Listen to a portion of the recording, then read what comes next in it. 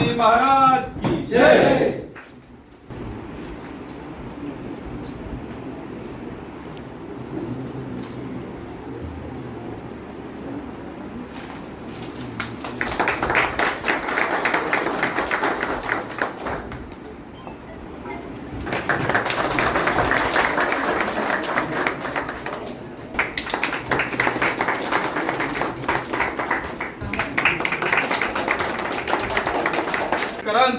Doctor Babasaheb आंबेडकरांचा छत्रपती शिवाजी महाराज की जय।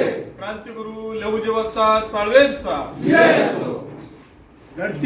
का सांगायला तुम्हाला लोकजनशक्ती पार्टी सातारा जिल्हा युवक आघाडीचं जिल्हाध्यक्ष पद दिलंय।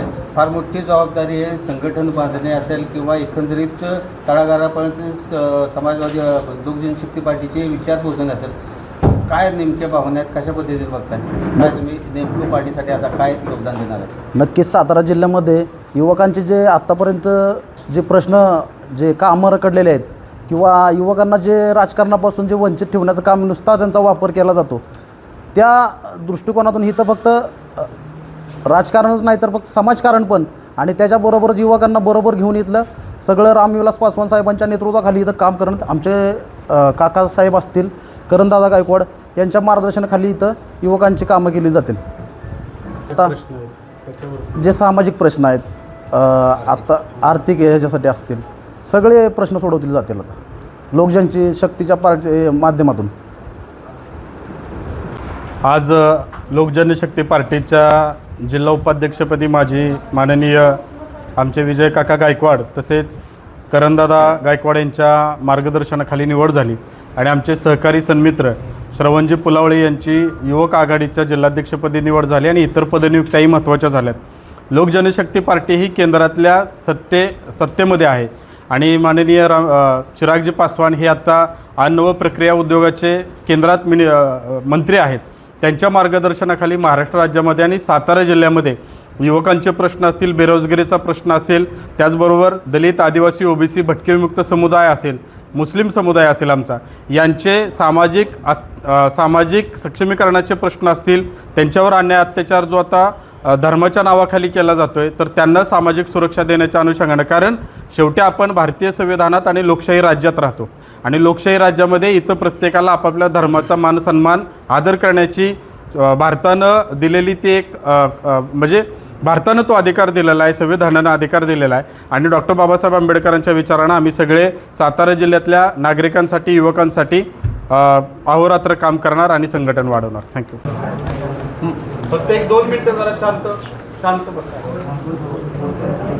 ओके, आज लोकजनशक्ती पार्टी रामविलासच्या सातारा जिल्ह्यामध्ये आज मी इथे आलो असता युवा आघाडीच्या वतीने आज पक्षप्रवेश सोहळा या ठिकाणी सर्किट हाऊस सातारा येथे पार पडला।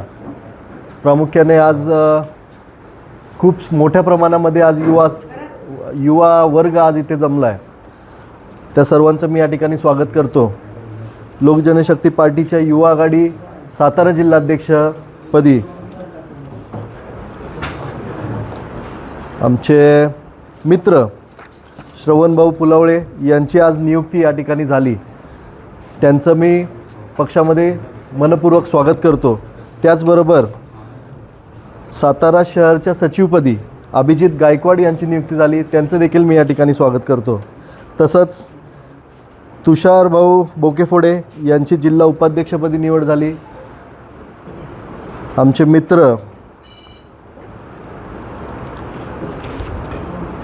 लोंढे साहेब असतील, सुदेश लोंढे, तसेच संदीप धोत्रे, प्रमोद जाधव, ओमकार शरद डबडे, केदार गुजर, सचिन चव्हाण, अमोल नलवडे, गणेश वाघमारे, अर्जुन माने, प्रमोद बोकेफोडे या सर्वांनीच या ठिकाणी पक्षामध्ये प्रवेश केलेला आहे।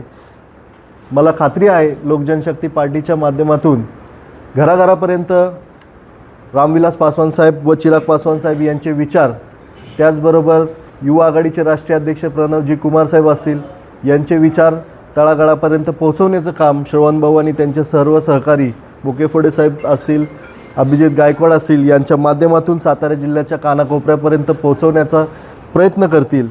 वेळोवेळी लागणारे जी काही पक्षाकडून त्यांना गरज भासेल ती निश्चितच फादर बॉडीच्या वतीने व युवा आघाडीच्या वतीने देण्यात येईलच.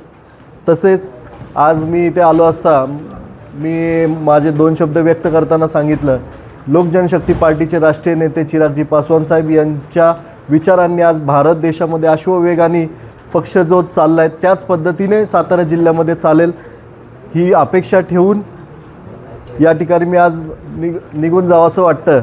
आणि या सर्वांच्या प्रयत्नातून सातारा जिल्ह्यामध्ये भावी काळामध्ये येणाऱ्या सर्व काही इलेक्शन्स असतील, या प्रत्येक इलेक्शन्समध्ये आपले कॅन्डिडेट जास्तीत जास्त पद्धतीने कसे निवडून येतील याच्यासाठी आपण सर्वांनी प्रयत्न करावा हीच आपल्या सर्वांना विनंती.